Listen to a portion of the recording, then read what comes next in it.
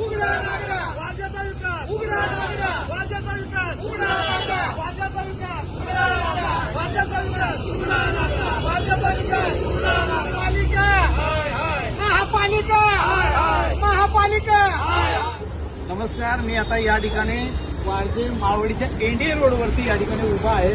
आपण पाहतो हे पावसाचं पाणी नसतं, हे सांडपाणी आहे. हे उघड्या ड्रेनेजचं पाणी आहे आणि हा प्रश्न गेले 3 महिने आम्ही पाहतोय.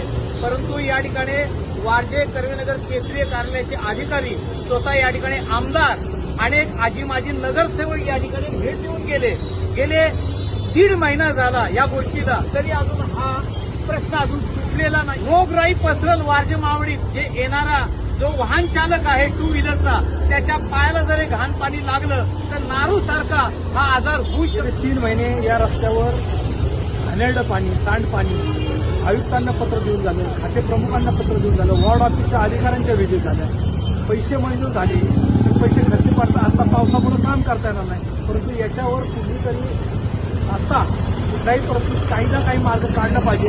महापालिका प्रशासन गंभीरपणे याकडे नुसतं बघत बसते.